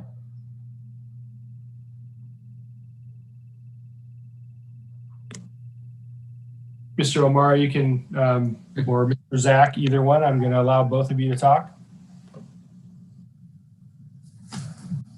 Our registration is in Nevada.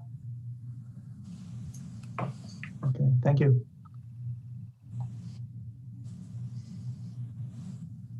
Any other questions for the applicant at this time? Okay, I'm not seeing anyone. Okay, so that being said, we will move on to public comments. If any members of the public would like to speak on this item, you may do so for up to 3 minutes. And the first speaker we have, Chair, is Ms. Summers. Okay. Great. Can you hear me? We can hear you. Wonderful. Good evening, planning commissioners. My heart's kind of pounding right now, I have to say, because this is one of the hardest deliveries I've given, but I have to leave you with actually just 3 words. It's not a bank. And it will be really a bummer if we allow for that space to turn over into office space. I'm hoping that all of you will read the desk item, or at least have, before you make decisions tonight, to read the desk item that was given to you, I think, by Jim Foley. Perhaps his words were a little aggressive when he said we're on a precipice of a new era, but my board has been working really hard. I don't think I mentioned that I was the executive director of the Chamber of Commerce. My board has been working really hard on bringing new businesses to town, and we are seeing a lot of interest. And I think during this pandemic, businesses are changing. They're adapting to new circumstances. We're, starting to see some new developments and different things. We've had a lot of new businesses open in town and more are coming. We've really worked hard to reach out to Federal Realty, and that Old Town space is a gem, probably one of the most valuable and beautiful in our town. And I think really what needs to happen is that we need to work more closely possibly with Jeff and Zach and all these other guys that are on the line here and develop that as it really could be developed. That in and of itself could make Los Gatos a destination like no other in Northern California, better than Santana Row. And I say that seriously. And I think we have just, allowed that space to sort of become a little desolate and a little, downtrodden. And I just think if there's something that we can do to work together, I agree the Gapscape space is a big space, but I don't think we need to put something in there where if you look at the floor plans, it's office space. That's all it is.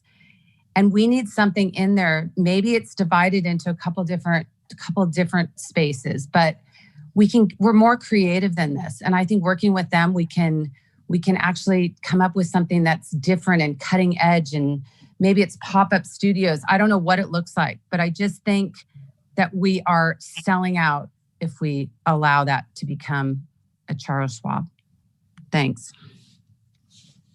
Thank you for your comments. It looks like Vice Chair Janoff has a question for you. Yeah, thank you, Ms. Summers. You state emphatically that Charles Schwab is not a bank. That's contrary to limited research that I've done to determine whether or not that question. Can you tell us why you are adamant that they are not a bank? I may be a little ignorant here. I just have, I look at the banking institutions that we have along North Santa Cruz Avenue, which, by the way, are taking up some really dead space on North Santa Cruz right now. And, very few customers are going in. The parking is, left empty all the time, or we could use that for other uses. But I've never equated, so this is just my own personal feelings. Like, I don't know too many people that go into Charles Schwab to, whatever, cash checks or, do the regular banking that, you do at a Bank of America or Wells Fargo or even a Heritage Bank. It just seems, completely different to me. So I agree with you. I perhaps don't know all my facts on that, but it just seems that it's... That's fine. You've answered the question. I'm sorry. Okay. Do other commissioners have questions for the speaker? Okay, seeing none. Are there other members of the public that would like to speak in public comments? Jeff or Dr. Paulson is on mute. That's when I say my best phrases, when I'm on mute. I know it. So I don't see any other hands raised from the public, so we can go back to the applicant and their team, and they would have 3 minutes. And okay. So the applicant has up to 3 minutes to respond to comments from the public or comments from the commission. And then commissioners will have another chance to ask the applicant any questions. So I'm going to allow Mr. Kreshik and Mr. DiGeronimo and Mr. Zach to speak, and they can figure out how they would like to split up their 3 minutes. I'm going to go very quickly. I'm more than happy to speak with Ms. Summer. Nobody from the chamber has reached out to me. I don't know if you've reached out to others at Federal Realty, but as far as demising the space, we'll be demising it into 2 spaces. Unfortunately, it does not physically demise into more spaces given the grade change in the sidewalk on I believe it's the north side, as well as the bank of gas meters and the limited frontage. So this really does become the most efficient demise of the space, so it doesn't break up into several other smaller spaces. But I'll let Mr. DiGeronimo respond from there. Yes, I just wanted to make a couple really quick comments and turn it over to Charles Schwab. But I'm a land use attorney, 10-year planning commissioner at the city that I live in, although I've been off for a while.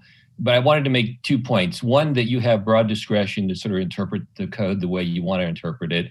And I think there's clear evidence here that Schwab is a bank.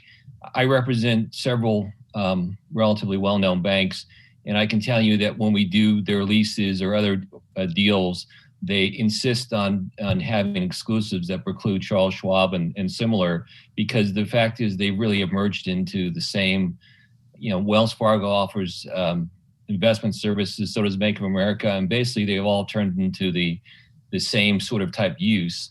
And, in terms of a good use, if you go to downtown Walnut Creek, there's a Capital One that's literally right in the middle of downtown. That's a very vibrant use, and this is a very similar use that Schwab is proposing.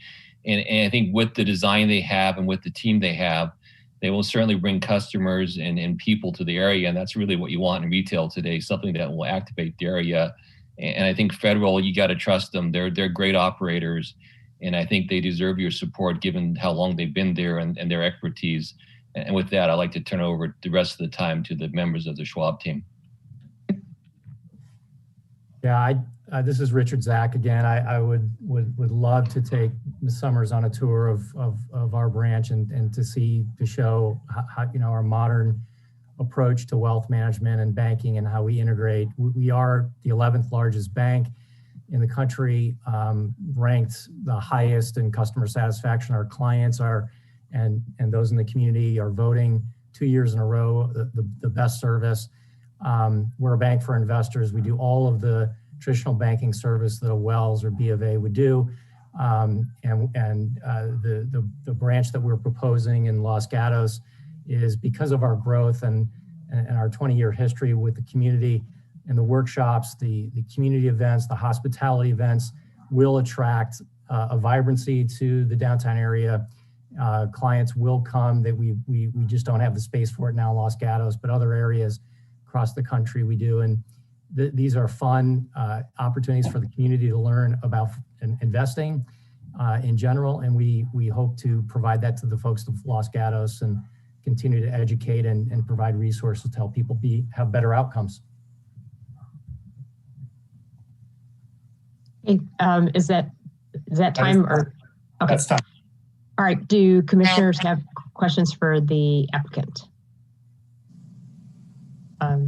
Go ahead, Commissioner Barnett. I overlooked asking earlier if the intention was to make any changes to the exterior of the building. I thought I saw something about that in the staff package.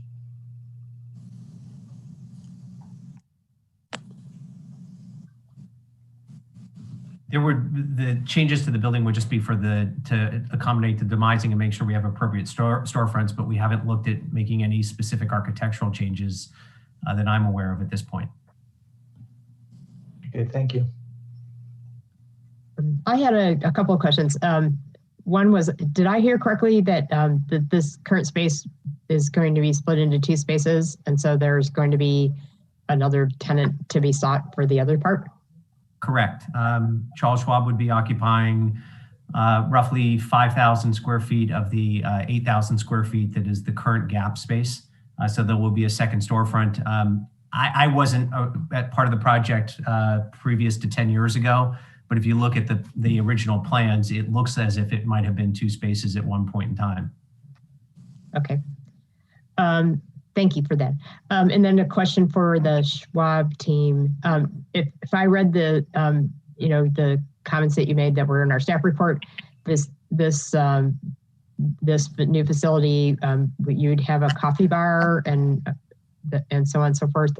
It reminded me of I've gone into Chase Bank and they have dog biscuits in the lobby. But is that correct that it's going to be set up for really encouraging walk-in traffic?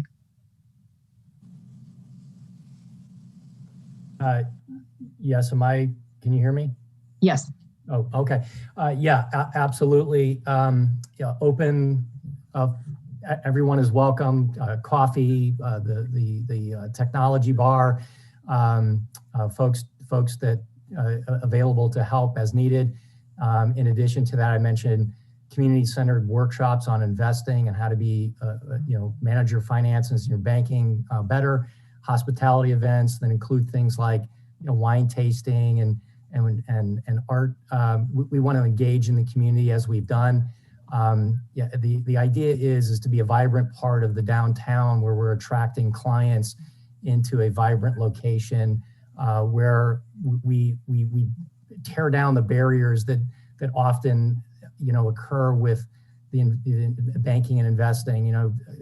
Some folks struggle with making great decisions, and so we want to provide the right resources and through these community workshops and events to help them become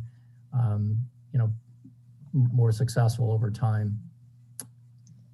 And kind of a follow-up question to that, is it typical in your evolving business model for non-customers that have never done any business with you before to just walk in?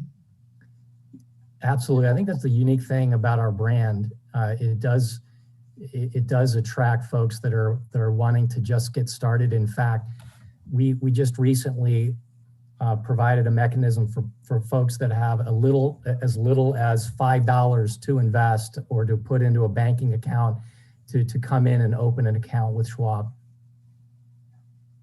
Okay, and then my last question, and I'll ask if commissioners have questions. And will there be an ATM at this location, as mentioned as one of the possible functions of one of your branches? We don't currently have plans to put an ATM there. Any Schwab client can use any bank in the country. We are part of every ATM in the network. And if there happens to be a charge to one of our clients to use another ATM, we will rebate that charge back to the client. Okay, all right, thanks. Do other commissioners have questions for the applicant? Okay, I'm not seeing anyone with their hand raised. Okay, so then I will close the public hearing and ask if commissioners have any additional questions for staff, have comments on the application, or wish to introduce a motion. And I would say at this time, as I alluded to earlier, that I think it would be best if the commission made two different motions, one for the determination of the zoning consistency, is Schwab a bank? And then a second decision motion about the CUP. So do any commissioners have any additional questions or comments? Vice Chair Janoff.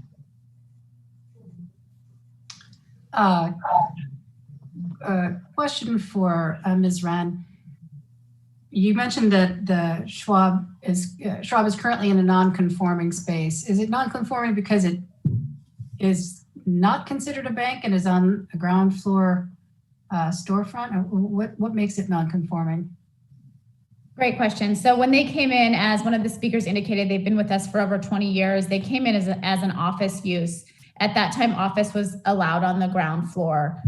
Since then, office has not been allowed on the ground floor. So it becomes essentially what we call legal non-conforming. So when they leave that space, there will be a 6-month period where it can be backfilled with another office use.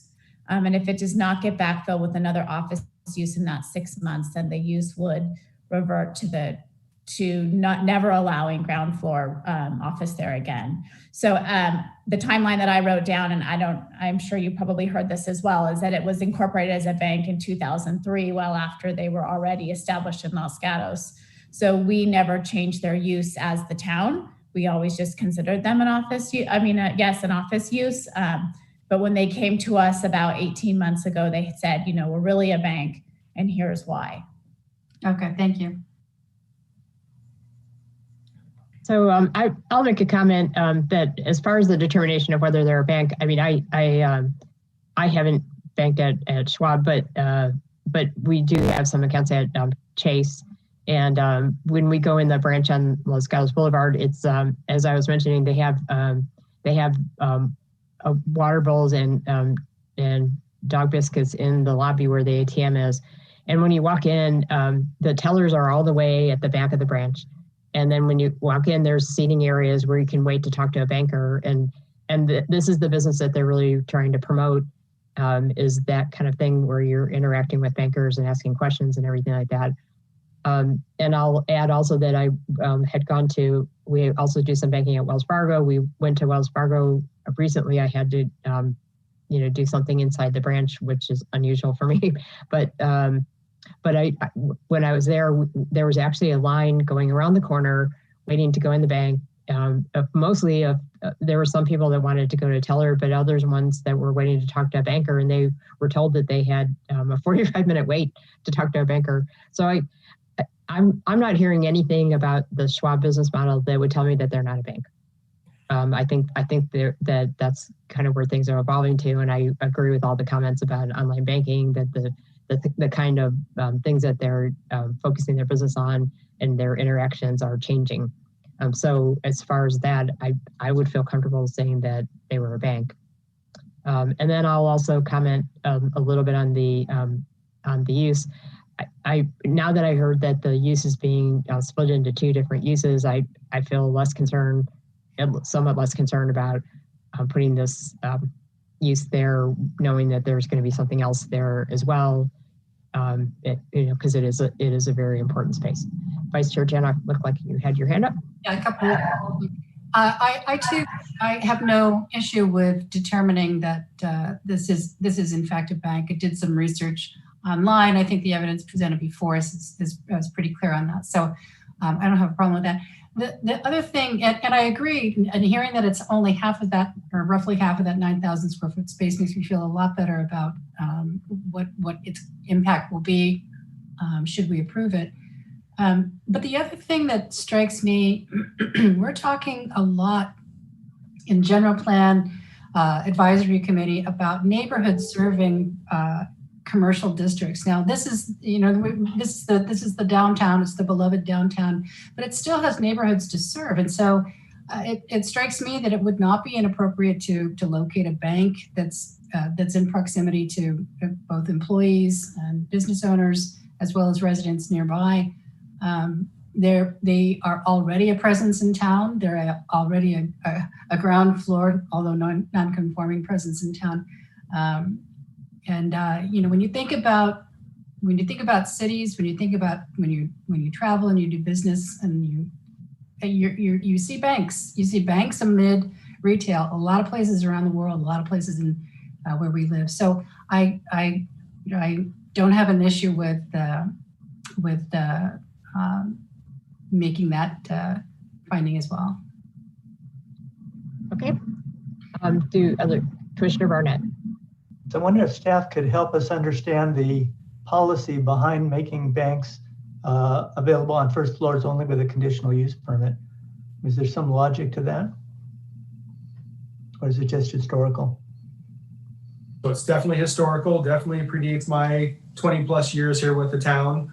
I think it probably goes along the lines of what Commissioner Janoff was speaking about, that banks can be helpful to the vibrancy of the downtown and to the neighboring residential districts. And the mechanism the town put in place, I couldn't even tell you when this went into place. It's been here since I started, but probably was, okay, well, we don't want to have all banks.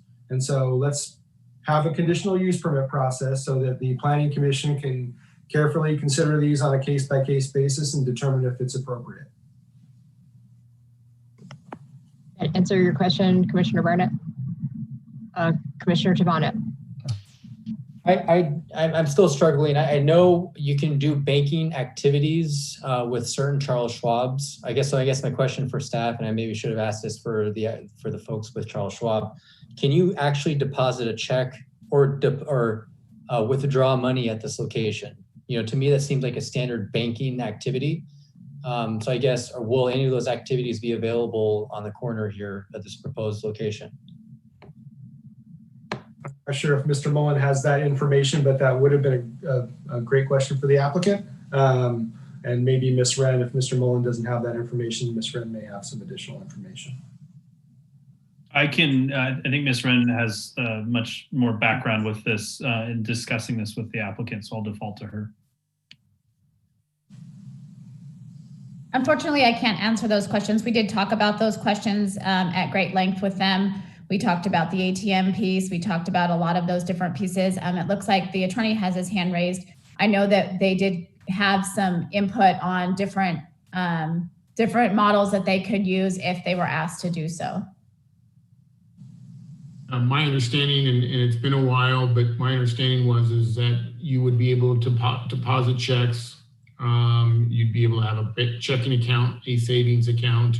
You'd be able to deposit your work check there, but no, there would be no cash on site either through the ATM or being able to come in to obtain cash. And should the chair wish to just open up the public hearing for that specific question, we could also do that if that would help Mr. Tabana. Commissioner. Why don't we do that? Because I mean, I we only have 4 of us, so I want every the commissioners to have their questions answered. So let's go ahead and open up the public hearing to answer Commissioner Tabana's question. So Mr. Zach, you can go ahead and answer that question. Yeah, thank you for the question. Yes, every traditional banking service is a service that we will provide. Checking, bill pay, ATM, check deposits. The only aspect that we will not deal with cash. So you wouldn't be able to walk into this branch and remove cash. It's our view that modern wealth management is focused. Sorry, I just pushed the wrong button for Mr. Zach, so I'm gonna push the right button. Mr. Zach, sorry, cut you off there. If you can jump back on. Yeah, Mr. Polson, like you, I think some of the best things I say is when I'm on mute, but thank you for the question. Yeah, what I was saying that we provide all of the traditional banking services that you'd expect, depositing in a check right in the branch, as well as all the electronic methods to transfer and move money around, through a debit card, Apple Pay, Venmo, all of that is available. We feel our vision for the future is that cash is not a feature, not an area that we want to focus our growth on. So that would be the one thing that we would not transact in the branch in Los Gatos would no cash, but everything else, everything else you can imagine in traditional banking services. Would I be able to get a cashier's check, hypothetically speaking, if I were to walk inside? We would be able to get you a cashier's check the next day. You would order it in the branch and we would have it sent to you the next day. It would be processed off-site. We could give you a counter check, or a Schwab check, in the same sense, we could have that sent to you. Thank you. Okay. All right. So we will go ahead and close the public hearing again and see if commissioners have any additional questions. And I'd like to encourage to at least get going on the motion about whether or not they're a bank, and then we can tackle the other.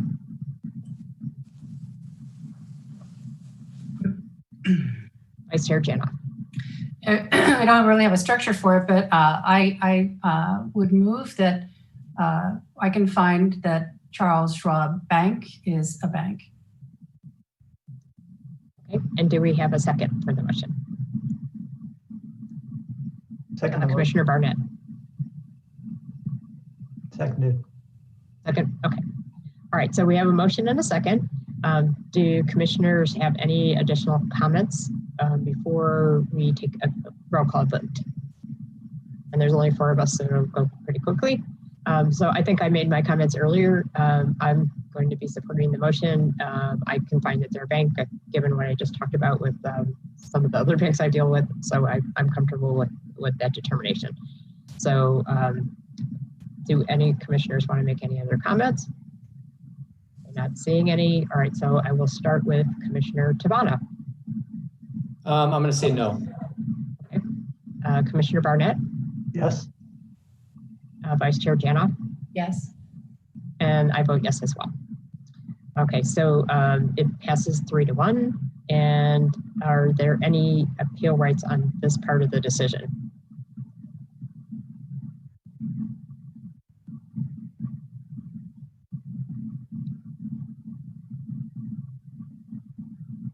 there are no appeal rights for that portion of the decision. This is just an interpretation of the determination that it's a bank.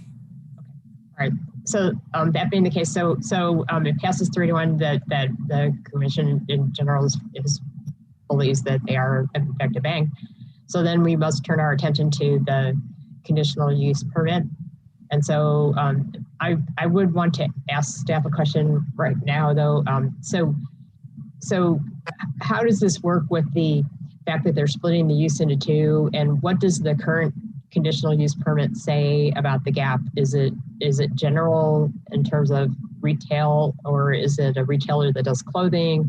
What are we changing the conditional use permit to from? So the Gap doesn't have a conditional use permit because it's retail and it's allowed by right in that site. So this would be a new conditional use permit. Your packet includes a floor plan showing the space that it would be applied to. And during plan check of the building permit, we would verify that that space was substantially conforming to the space that was shown in your packet tonight. Okay, so basically we're proposing a conditional use permit for 1/2 of this current space, roughly 1/2 of this current space for them to operate a bank. That's correct. It's shown on the floor plan that they provided. Okay, and then if, and then just for everyone's education, so if for some reason things didn't work out for Schwab and they had to vacate that space, the conditional use permit would be, it would be possible for another bank to come in without action by the town. As long as the answer is yes, and as long as they agreed to operate under the allowances of that use permit, and providing that they come in within, I believe it's 6 months before the use ceases, and then it would be allowed. And then they also have the opportunity, the federal realty people also would have the opportunity to come back and propose another use. It just, they would have to get a different conditional use permit, correct? If a use permit were triggered, if this space were to revert to retail or another use that's allowed by right, then Federal Realty could just have a lease and have a use and occupancy certificate and a business license for that new retailer in that example. Okay, so because retail is allowed by right, they wouldn't have to go through any more hurdles if they needed to find a retail tenant for the space if it didn't work out for Schwab. That's correct. Okay, all right, thank you for that. Okay, so do other commissioners have questions for staff on this question of Vice Chair Janoff? Sorry, question for Ms. Wren again. Can you provide us roughly the vacancy percentage in the downtown commercial district, just in rough terms? I don't have that off the top of my head. I might have to come back with it, but I can tell you that roughly we are actually seeing more people coming in than people leaving at this point. So while we do know that Gap is leaving, the other half of this space does have an approved CUP, and I understand that Federal does have a tenant lineup for that. And so we are seeing, in general, more places becoming full than we are seeing becoming vacant. So while I don't know the rate, I can say that it's getting better.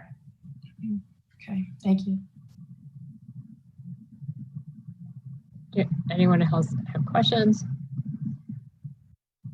Okay, I'm going to make a comment. I'm going to go back and one of the reasons I was asking all these questions was I was trying to visualize as things continue to evolve, where might this go?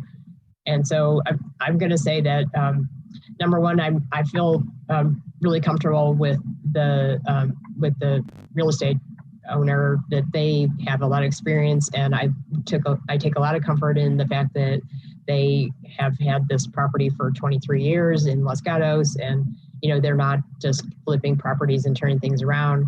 So I feel that gives me some comfort. The additional issue of the fact that the space is being split in two, giving an opportunity to try something else as well in this prime retail space gives me comfort. And then finally, I'll say that I think it's clear to me that the financial services industry, I had at one point worked in financial services for 7 years. I think the financial services industry has made many evolutions and is making a whole nother one now in terms of how they do business. And I do concur with Schwab's assessment that things are way less focused on cash now, and they're much more focused on online, and then your focus is going to be on wealth management. And if it's true that people that aren't their customers walk in as street traffic when they're there, I think it could be a really good use for the area. So I'm generally in support of the CUP. So let me see what the other commissioners think. Commissioner Barnett. Yeah, I have one concern, which is the idea of a precedent, although that may not be technically correct because of the CUP requirement. But I think it would be, in a very competitive banking industry, I think it would be bad if we had many competitive banks going into the downtown area on the first floors. I don't have a good answer for that, though. Okay, so that's a concern. Okay. I'll express it as a concern. Okay. All right, other commissioners? Vice Chair Janoff. I think what makes me more comfortable about thinking favorably about the application is the property owner's desire to fill the space, and I feel pretty confident if they had a retail tenant that made sense, or that they could attract. We've got a lot of salons, we've got a lot of restaurants, and we've got a reducing number of retail. I think if we could fill it with retail, the property owner probably would have. And with all due respect to Ms. Summers, I'm sympathetic that we would like to see more retail in that area. But I'm also thinking that, again, as I said, a neighborhood serving business does also make sense. And if it can create vitality and add to the bustle of an area and draw people, that's good for the retail businesses too. And we want to do whatever we can to make sure that they stay as vital as possible. So I'm in favor of approving this application. Okay, Commissioner Tavana. I'm gonna have to say I'm against this application for multiple reasons. Number one, I don't believe it is a bank. You can't do basic banking activities at this branch. While you can do wealth management and other consultation services, it seems like more of an office setting that it's going to be. So that's number one. Number two, they already have a good location on Santa Cruz Avenue. I don't see why moving to the Old Town will make them any better. I think they can do a lot of what they're doing at their current site. So I think it'd be a mistake to approve this. I agree with Catherine Summers. I think we could find something better for this location. Ms. Wren even said that we're not losing tenants, we're actually increasing tenants. And I think somebody will come along that'll better fit this space. So I will be voting no tonight. Thank you. Okay, well, that's only if there's a motion to approve it. Sorry, so, yes, I'm against the CUP. Okay, all right, thank you. Okay, so what I think it would be helpful maybe to try a motion, and as I asked earlier, if it turns out that we vote 2-2, that is tantamount to a denial. Is that correct? That's correct. Okay. So would someone like to make a motion one way or the other? I think it's fine to try and see where we go.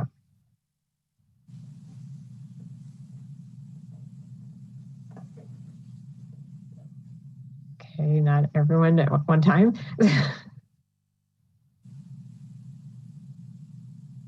Vice Chair Janoff. Yeah, I'll make a motion.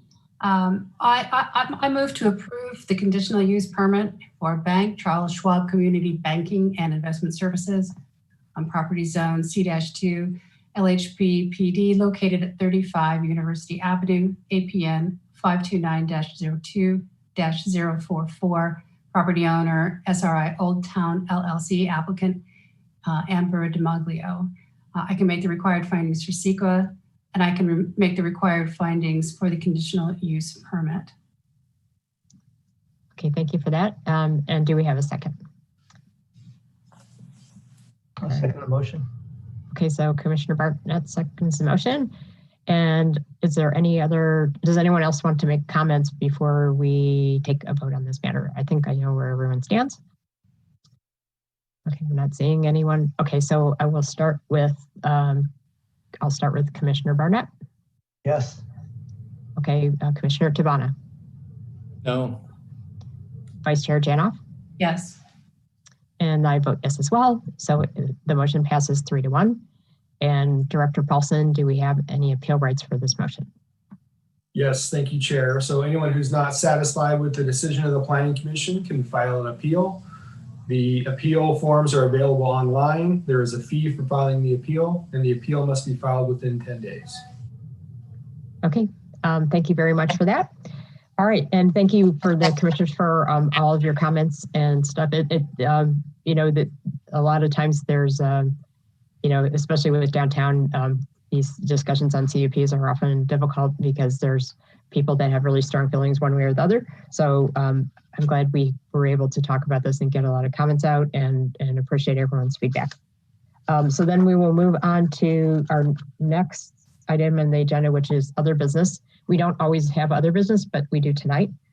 And that is the fact that due to the election of 2 of our commissioners to town council, and the fact that their appointment of the replacements will not occur until likely in early 2021, we do need to fill the subcommittee positions that those 2 commissioners held. And so former Commissioner Badami and former Commissioner Hudis were our 2 representatives on the Historic Preservation Committee. And then also former Commissioner Badami was one of the representatives that we have on the Conceptual Development Advisory Committee. So I have gone ahead and made these appointments and have spoken with those commissioners, and I'm announcing the following interim appointments. For the Historic Preservation Committee, Vice Chair Janoff and Commissioner Birch will be on the Historic Preservation Committee on the interim basis until we find, you know, or until 2 new commissioners are appointed by council, at which time the 2021 chair will make appointments for that year for everyone. And then for the Conceptual Development Advisory Committee, Commissioner Devano will be stepping up and filling former Commissioner Badami's role on the CDAC, also on an interim basis. And I would also add that Commissioner Birch and Vice Chair Janoff had both previously served on the Historic Preservation Committee, so I expect it'll be a very seamless transition for the temporary basis. So thank you for everyone for stepping up to help out while we wait to get our commission full again. So I will move on to the report from the Director of Community Development. Thank you, Chair. Actually, this evening, I don't have anything to add. At the last council meeting, there wasn't anything of major importance from a Planning Commission perspective. Okay. Well, and would you want to mention that that this is more for the General Plan Committee, but since we have 3 of us on the General Plan Committee, that the fact that the Town Council is going to be looking at the General Plan update next week? I can definitely mention that. I assumed you might mention that in the yeah, I think maybe I should. Okay. Right. Yes, the Town Council next week will be having a high-level discussion, as I understand it, regarding the initial draft of the land use and community design element. We plan a workshop with the General Plan Update Advisory Committee on next Thursday, which will include basically the same materials that the council will receive.